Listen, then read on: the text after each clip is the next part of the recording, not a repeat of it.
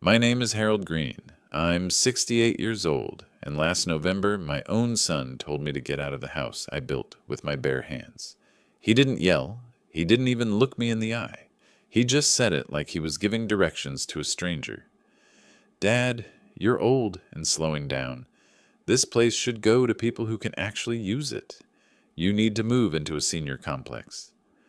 Those words gutted me more than any illness ever could. I spent 40 years on that house outside Cincinnati, sanding every beam, paying off every mortgage slip one night shift at a time. While other men bought new trucks or boats, I bought shingles and lumber from Home Depot. My wife and I raised Daniel there. We had Christmas mornings with the smell of pine needles and pancakes, and summers when the cicadas buzzed so loud you couldn't hear the TV. That house was my blood and my backbone. And now my son stood in the living room, telling me it wasn't mine anymore. At first I laughed, thinking maybe he was joking. Daniel was always slick with words, especially around his wife's family. But he pulled out a folder, neat as a banker, and laid down papers across the oak table I built myself. "It's already done, Dad. You signed the transfer months ago. I just wanted to wait until the right time to tell you." My eyes went to the bottom of the page, and sure enough, there was my name written in blue ink. But here's the thing. I haven't signed my name in blue ink once in my life. I'm a carpenter. My whole career, I've only carried carpenter pencils or black pens. That signature looked like mine, but it wasn't. I asked him where this came from. He shifted, and before he could answer, his wife, Melanie, spoke up. "It's legal, Harold. We had it notarized.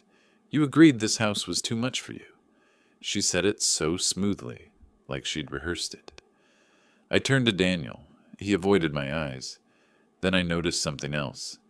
In the corner, 2 suitcases sat by the stairs, brand new Samsonite cases, and on the mantel a family photo of Melanie's parents smiling with champagne glasses. My stomach dropped. They weren't just pushing me out. They were moving in. I asked Daniel if this was really how he saw me now. "Dad, don't make this harder," he whispered. "We're just thinking about what's best. There's a senior complex on Maple Street. They've got activities, folks your own age. You'll be happier there." Happier, like a man stripped of his life could just play bingo and forget 40 years of sweat. The anger rose so hot I thought my chest would burst. But what broke me wasn't anger. It was the way Melanie checked her watch like I was wasting her time. Like I wasn't even part of the conversation. She called it our house, as if I'd been some long-term tenant overstaying my welcome. That night I packed 2 suitcases and a box of photo albums. 43 years of marriage and a lifetime of sacrifice fit neatly inside a trunk. Daniel carried the bags to his shiny Ford Explorer, like he was doing me a favor. Melanie handed me $200 in cash. "This should cover you for a few nights," she said. Not even enough for a month's rent anywhere in town, but just enough to get me out of sight. They dropped me at a cheap roadside motel near I-75, the kind that smells of stale smoke no matter which room you take. The Sunset Inn, $50 a night if you pay cash. The carpet was threadbare. The heater rattled like it was choking, and the walls were thin enough that I heard the man next door argue with his girlfriend until dawn. I sat on the sagging mattress, holding that envelope of cash, and tried to understand what had just happened. My son, the boy I drove to baseball practice in a rusty pickup, the boy I worked overtime for so he could go to college, had just stolen my house with a forged signature and tossed me aside like an old shoe. But as the sun came up through those yellow motel curtains, something shifted inside me. Daniel might think I was too old, too tired, too dumb to notice what he'd done, but I built a life out of nothing once before. I could damn well do it again.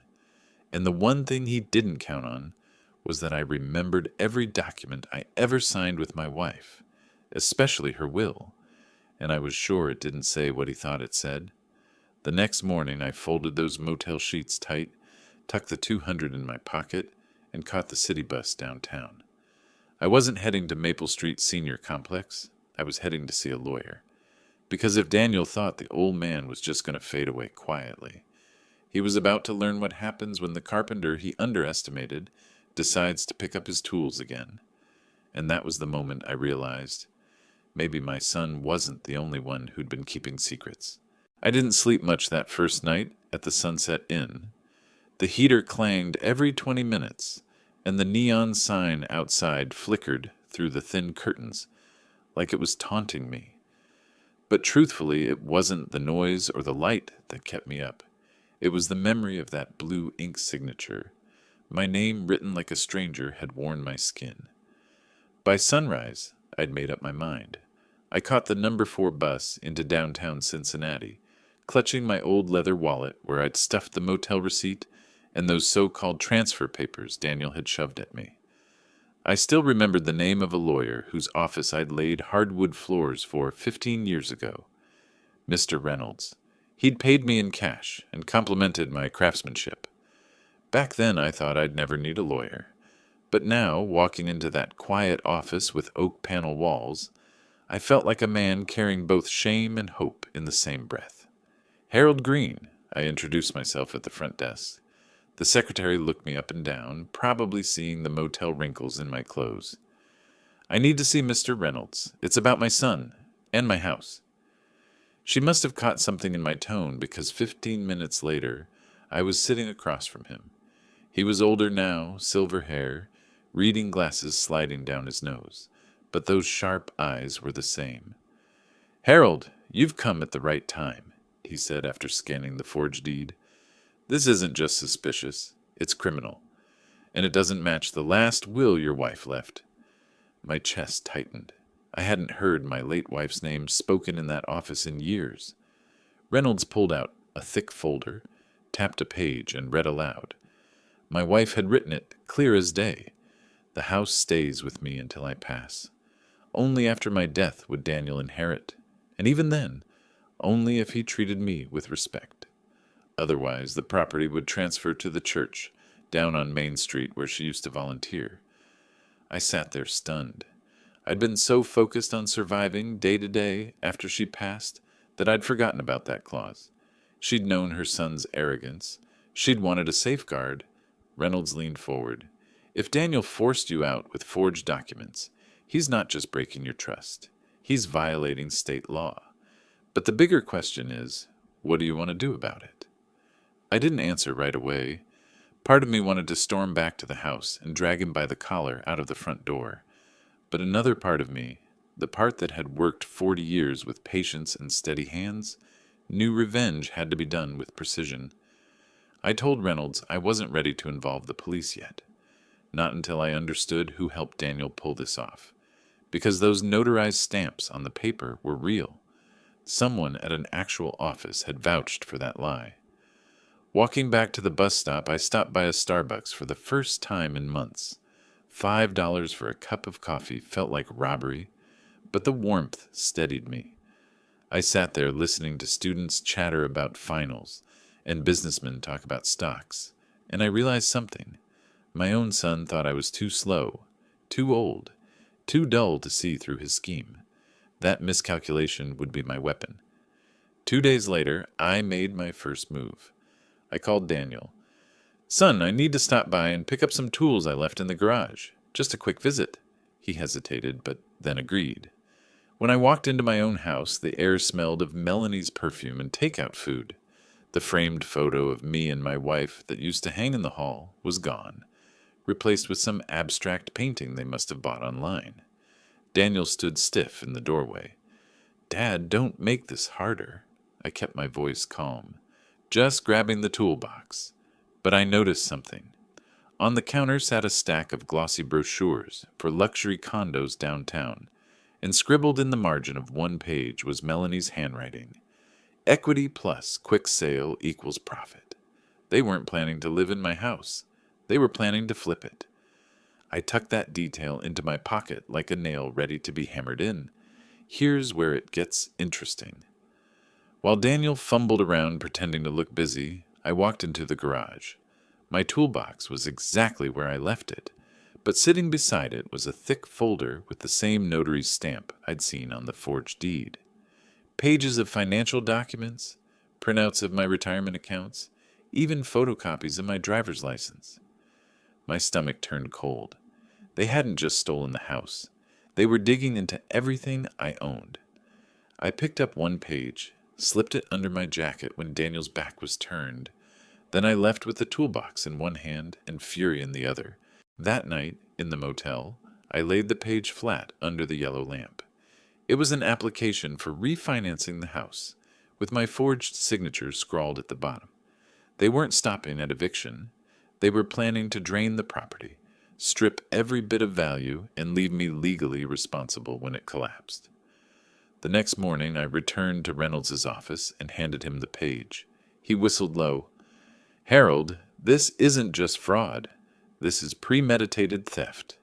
They're trying to bury you alive financially." I leaned back, my heart steady for the first time in weeks. Then maybe it's time to stop being the quiet old man. Maybe it's time they learned who built this house in the first place. Reynolds smiled in a way that told me we were about to start something big. That night, back at the motel, I switched on the TV for background noise. The news anchor mentioned new penalties for real estate fraud in Ohio, stiffer sentences, mandatory restitution. I sat there with the cheap blanket pulled around my shoulders, listening to the words, and realized the law itself was on my side. Then my phone buzzed, a message from Daniel, short and cold. "Don't come back here again. Next time I'll have the cops waiting." I stared at that screen, and for the first time, I actually smiled, because he had no idea the next cops knocking on the door would be there for him, and I was going to make sure of it. I walked out of Reynolds' office that morning with the photocopied deed pressed against my chest like a weapon. The downtown air smelled of exhaust and fried food from the vendors on Vine Street, but all I could think about was how far my son had gone. It wasn't just throwing me out of my own house. It was calculated theft, a slow burial under paperwork I never signed. On the bus ride back toward the motel, I stared at the gray November sky through smudged windows. For years I'd seen myself as a provider, a carpenter who measured twice and cut once, a man who believed patience solved most problems. But patience had turned me into a victim. I wasn't sure who I was anymore, father, fool, or something in between. That evening I pulled out my wife's old Bible from the box of photos I'd carried. Tucked inside was a yellowed note she'd written years ago. "Harold, if Daniel ever forgets his roots, remind him who built them." I must have read that sentence 100 times. It felt like she was telling me what I needed to hear. The next step came 2 days later. I called Daniel again, pretending I was just checking in. I told him I'd be passing by on Sunday afternoon and wanted to drop off a few things from the motel. He sighed, but agreed. What he didn't know was that I'd arranged for Reynolds' young paralegal, a kid named Jordan, to swing by at the same time under the guise of delivering documents. When I walked into the house, the first thing I noticed was how different it felt. The air was heavy with Melanie's lavender candles, but underneath was the faint scent of varnish. My varnish. The floors I sanded and coated 3 summers ago gleamed under the new chandelier they'd installed. Daniel sat stiff at the kitchen island, flipping through a stack of brochures. Vacation condos in Florida this time. "Dad, let's make this quick," he muttered. But then the doorbell rang. Jordan stepped in, introducing himself smoothly, holding a thin folder. He played his role perfectly. "Mr. Green, I've got those forms you asked for. Need a signature to confirm delivery?" I saw Daniel's head jerk up. "Forms? What forms?" Jordan shrugged. "Just standard paperwork. Something about title verification." That word, title, made Daniel blanch. He tried to cover it with a laugh, but I caught the twitch in his jaw. "Dad doesn't need to see any of that. I already took care of everything." That was when I laid my card on the table. I pulled the photocopied refinancing application from my jacket and slid it across the counter. "Funny, because this says you took care of everything in my name." The color drained from his face. Melanie rushed in from the living room, her voice sharp. "Where did you get that?" "That's private," I met her eyes. "Private? My name is on it. My signature, too. Only that problem is I never signed it. For a moment the room went silent except for the hum of the refrigerator. Then Daniel snapped. You don't understand, Dad. You don't know how to handle money. You would have wasted everything on broken trucks and church donations. I'm protecting what you built. Protecting. That word hit me harder than any insult. My son truly believed stealing was protecting. Jordan excused himself politely, but not before glancing at me with a look that said, We've got him. Later that night, back at the motel, I played the moment over and over in my head. Daniel's slip, his justification, his panic. Reynolds had told me that sometimes the best evidence wasn't on paper, but in words. I finally understood what he meant. The twist came the following morning. I stopped by the bank where I'd refinanced the house years ago. The manager, an old acquaintance, agreed to check something quietly. When he came back, his face was tight. Harold, 2 weeks ago, someone submitted paperwork to take out a line of credit on your property. $500,000. I nearly dropped my coffee. And who signed for it? He looked at me carefully. According to these documents, you did. My hands shook as I stared at the forged signature. It was mine again, right down to the slant of the H. But in the corner, stamped in crisp ink, was the same notary seal I'd seen before. This wasn't sloppy. This was orchestrated. I walked out of the bank with my heart pounding. If Daniel succeeded, I wouldn't just be homeless. I'd be in debt for money I never borrowed. That was when fear twisted into something sharper. Resolve. That night, I wrote in my notebook for hours. Not measurements or blueprints like I used to, but a plan. How to expose Daniel without him realizing until it was too late. Each step careful, each piece fitting like dovetail joints in a cabinet. And then the phone rang. It was Daniel. His voice was colder than I'd ever heard it. Dad, I know you've been snooping around. If you don't stop, you'll regret it. I held the phone to my ear, staring at the motel's peeling wallpaper. For years I'd been the man who fixed broken chairs, not the man who broke them. But at that moment, I realized something I'd never admitted out loud. Maybe the only way to save myself was to let my son destroy himself. The line went dead, and I sat there in the dim light, gripping that notebook. For the first time in my life, I wasn't afraid of what Daniel might do next, because I already knew what I was going to do. By the time Sunday rolled around, my nerves were strung tight as piano wire. Every nail in my body wanted to snap. But instead of exploding, I forced myself into the role of a quiet old carpenter again. People underestimate you when you look tired and beaten. That was the mask I wore as I carried my toolbox up the driveway to what used to be my house. The November wind bit at my face, carrying the smell of roasted turkey. Through the window, I could see Melanie bustling around the kitchen, her parents perched at the dining table with glasses of wine. My house, my table, my walls. And there I was, the outsider, clutching a toolbox like a beggar at the door. Daniel opened it, surprised to see me early. Dad, this isn't a good time, he muttered, blocking the way. I kept my voice calm. Just need a few screws from the garage. Won't take a minute. He hesitated, then stepped aside, and that's when I saw it. Spread out on the counter were renovation sketches, new countertops, tearing out the study, turning my wife's sewing room into a walk-in closet. In bold at the top, property listing prep. They weren't planning to live here. They were planning to sell. Inside the garage, I laid my toolbox down but didn't touch it. Instead, I pulled the small recorder from my jacket pocket and clicked it on. Reynolds had insisted it was legal, as long as I was part of the conversation. That little red light was the sharpest chisel I'd ever carried. When I walked back into the kitchen, Melanie's father raised his glass. So this is the old man who built the place. Fine craftsmanship, Harold. Too bad it'll be gutted soon. The words hit like a hammer. I swallowed hard, then set the copied deed and refinancing form right on the counter. Funny you should say that. According to these, I already signed away my rights. The room went still. Daniel's jaw tightened. Melanie's mother gave a nervous laugh. Surely you're not bringing up business at dinner. But Daniel snapped. Dad, we've talked about this. You're too old to handle the upkeep. This is what's best. I leaned forward. Best for who? That was when he slipped. For us. For once in my life, I won't apologize for wanting what's mine. Except it wasn't his. Not legally, not morally. And now it was on tape. I let the silence hang, then gathered my papers as calmly as if I were stacking wood. Melanie sneered. What do you think you're going to do with that?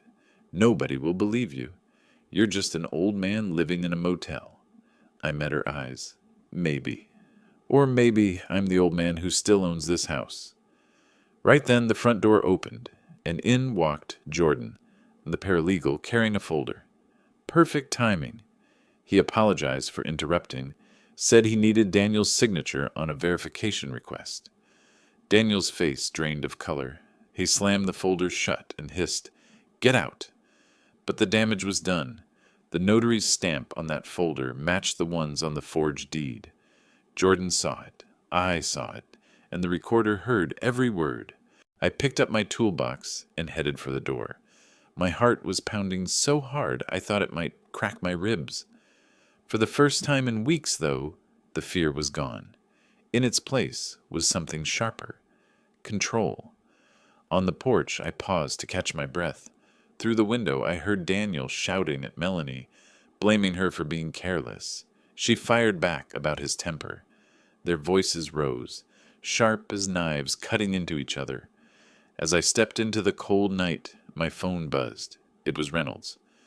Harold, I've spoken with the county investigator. They're interested, but they need one more thing. Proof of intent. Not just sloppy paperwork. Intent. I stared back at the house, glowing warm against the dark sky. Inside were the people who'd thrown me out like garbage, already tearing at each other's throats. All I had to do was push one more domino. My thumb brushed the recorder in my pocket, still humming with Daniel's angry confession. And that's when an idea struck me, a way to make him undo himself in front of everyone he respected. Reynolds' voice came through the phone again. Harold? Are you there? I smiled in the dark. Oh, I'm here. And I know exactly what I need to do next, because Daniel thought he'd silenced me. What he didn't know was that the next words out of his own mouth would be the ones to bury him. 2 weeks later, Daniel and Melanie hosted what they called a housewarming dinner. I heard about it from a neighbor who still thought the place was mine. 12 guests, all of Melanie's family and a few of Daniel's colleagues, invited to see the new chapter of their lives. That was my opening. I showed up dressed in the same navy suit I'd worn at my wife's funeral, polished shoes, tie straight, nothing sloppy about me. I walked up the steps while laughter and clinking glasses drifted through the dining room window. For a second my knees nearly buckled, but then I thought of my wife's note tucked in that Bible. Remind him who built the roots. I knocked once and then walked in. Daniel froze mid-sentence, fork halfway to his mouth. Melanie nearly dropped her wine glass. Her father stood, his face red. This is highly inappropriate, he barked. Actually, I said, setting my old carpenter's briefcase on the buffet, it's exactly appropriate. If you're all going to celebrate a theft, the man you stole from deserves a seat at the table. I laid out 12 thick envelopes, one in front of each guest. Bank statements, the forged refinancing papers, photos of the notary stamps, and transcripts Reynolds had prepared. But the crown jewel was my small recorder. I set it in the middle of the table and pressed play. Daniel's voice filled the room. For once in my life, I won't apologize for wanting what's mine. Then Melanie's sharp voice cut in. Nobody will believe you. You're just an old man living in a motel. The room went dead quiet. The only sound was the faint tick of the clock on the wall. Faces turned one by one toward Daniel. He opened his mouth to speak, but nothing came out. One of his colleagues, a man from the bank, cleared his throat. Daniel, that's your voice. Those documents, they're felony material. Do you understand that? Daniel's mask cracked right there in front of everyone. He slammed his fist on the table. He was never going to give me what I deserved. That was the moment I knew I had him. Reynolds had been right. Intent isn't on paper. It's in the words you can't stuff back into your mouth. I stood, gathered my things, and said simply, "Enjoy your dinner. The police will be here in the morning." And I walked out into the cold night air, feeling lighter than I had in years. The fallout came fast. By Tuesday, detectives had interviewed the notary, who admitted to being paid off by Daniel's friend in finance. Melanie's parents tried to distance themselves, but the bank's compliance unit traced the refinancing attempt back to Daniel's email. By Friday, my son was indicted on charges of fraud and forgery. I wish I could say I felt nothing, but the truth is more complicated. Watching him led away in handcuffs on the evening news nearly broke me. That was my boy, the kid I taught to hammer nails straight, the one I carried on my shoulders during 4th of July parades. But then I thought of the night he told me to find a senior complex, like I was clutter he needed out of his way, and the ache turned into something steadier. Justice. The house is mine again. I spent the first night back sleeping on the floor of the study, surrounded by dust sheets and the faint smell of lavender candles they'd left behind. I tore those out the next day. The walls echo differently now, but they're honest again. Sometimes neighbors ask me if I regret pressing charges against my own son. It's not an easy question. A father's love doesn't vanish, but neither does betrayal. All I know is, if I had stayed silent, I'd have lost everything. My home, my dignity, my future. Silence is how people like Daniel get away with it. The twist none of them saw coming was this: the house wasn't the prize. The real prize was finding my voice again after years of swallowing it down. I don't know if Daniel will ever forgive me, or if I'll ever forgive him. But I do know this. When I sit on the porch now, watching the maples drop their leaves across the lawn I mowed for 40 years, I finally feel like the man who built his life with his own 2 hands, not the man who gave it away. The lesson I carry is simple. You can give your children everything, but if you give away your self-respect, you'll never get it back. I learned that the hard way, and I don't intend to forget it. If you've ever gone through something like this, I'd like to hear it. Share your story in the comments. I know I'm not the only parent who's faced betrayal. And if you want to hear more stories like mine, go ahead and subscribe. Sometimes just telling it out loud makes the weight a little easier to carry.